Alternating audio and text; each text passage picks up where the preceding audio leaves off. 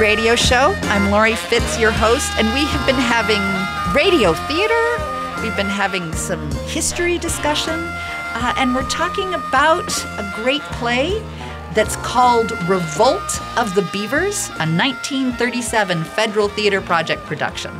It's a children's play with lots of political nuance and well worth seeing. It's part of the Fringe Festival. And I'm going to have Christopher Mogel, who is the associate producer of the show, share with us again about how to get tickets to this show and when does it start. So the show opens August 3rd. It'll be at the Mixed Blood Theater. And so you can go ahead and go on to minnesotafringe.org. And I believe that's Minnesota Fringe, and then .org. Then just look up Revolt of the Beavers and choose which night you want to reserve tickets for. And you'll be all set. All right. And in this last segment, we are going to practice collaboration and working together and having everyone be able to have a say and live out the dream of the Beavers in a good collaborative way. So we're going to start with our friend Zach Holmquist.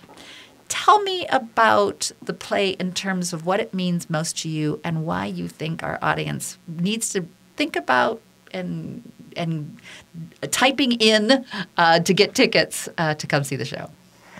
I would say, there's not one particular thing. I think that there's a lot of topics that are discussed in the show. So I would really like to urge everybody that can to come see it and take away from it what you will. Come see the show. Come for the entertainment and come for the thoughtful discussion. You bring up a good point. One of the things that is powerful to me about art, and especially theater, is the experience is one thing, but there's also the takeaway. And the takeaway is in the conversation. Mm-hmm. The takeaway is what did each of us get out of it that then we can hold on to. And I always think a play is really good is if I have an image or an idea that stays with me for a period of time afterwards. There's certain plays that just have made an impact. And part of that impact came from being able to talk about it with the folks that we come. So if you come alone, you're going to have a great time because you're going to meet people.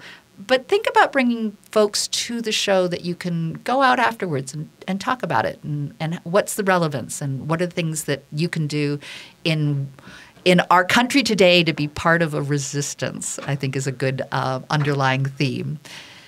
Christopher, you're the associate producer. Tell me why you think this is a good play for folks to come see. Well, I think it's very contemporary, considering a play that was written in the 1930s and what's going on now in the political climate. You can find all sorts of analogies to basically the rise of the dictator and basically the attempt to break up labor unions.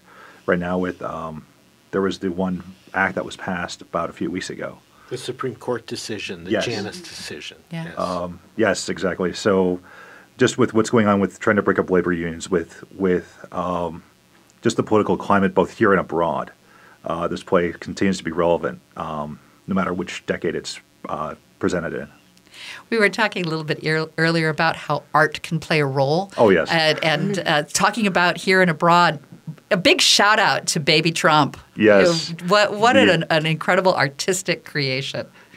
Yes, over there in England, which, if I remember correctly, was a reference to the balloon, the pig balloon above Battersea Power Station in southern England. Well, it was great to see the tens of thousands making their voice be heard and in support. I think it was like 250,000. Yeah. Oh my goodness, I didn't hear that last number. That's amazing. Yeah, I've been watching the BBC and just various news programs just to kind of give us bigger numbers. Wow. Yeah. Wow. Peter Rachleff, who is the co-executive director of the Eastside Freedom Library. Tell me your thoughts.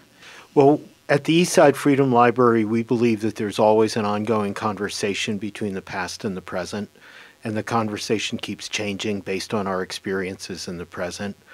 I greatly appreciate Kit's work that a year ago she remounted It Can't Happen Here, a play from 1936 that has great relevance today.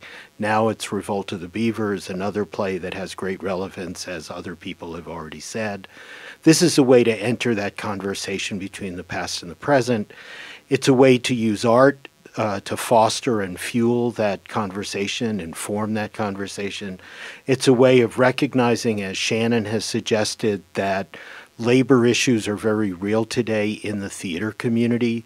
Whether you're stagehands being employed as independent contractors and being denied necessary safety conditions and benefits. So making theater is making work. And that was something that Hallie Flanagan and the Federal Theater Project recognized. And lastly, we shouldn't lose sight of the fact that the title of the play is The Revolt of the Beavers. So there is the exploitation of the Beavers, but there is also resistance and a revolt. And I think we need to study history to find out how people very much like us in the past figured out ways to work their way through difficult situations and to create a better future. And maybe lastly, I would say, as you were saying, Laura, to bring friends with you, I would say bring children with you. And many of us look for how do we get a good conversation starter going with youth. And this play is a great way to get that conversation started. I heartily agree. I've often thought that the idea that history repeats itself is a nice idea, but I've also heard that makes a lot of sense to me. History may not repeat itself, but it certainly rhymes. And in the rhyming of what is happening, there's always a slight twist and something to pay attention to.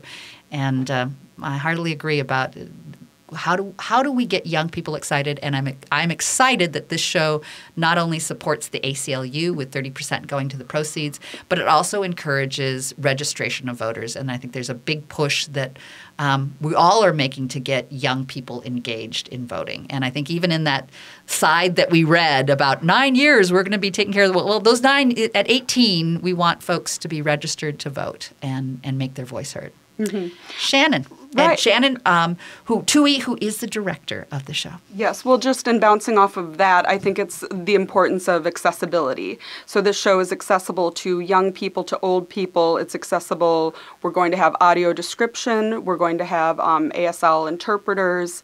We want people from every walk of life to come see the show and take from it what you will and continue the conversation, as everybody's been saying. It's important.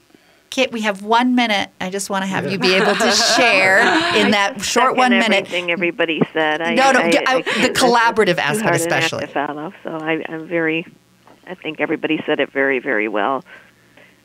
The only thing I would say is what you said, Laurie Beth, yet to start a conversation. I did try to tone down the didactic aspect and make it more of a dialectic in the script so that there's more. We're not just feeding information or ideas, but start really trying to provoke conversation.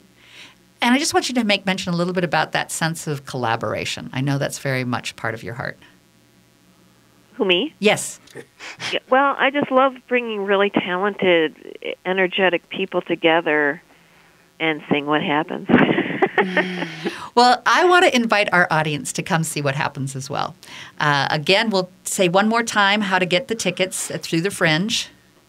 Yep. So MinnesotaFringe.org, and then Revolt of the Beavers.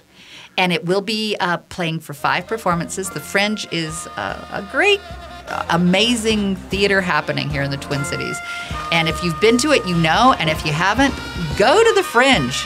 Lots of theater day and night. And you've been listening to AM 950, the progressive voice of Minnesota. And this is Connections Radio, where we like to talk about ideas that matter and explore the relationship to ourselves, our community, and the world around us.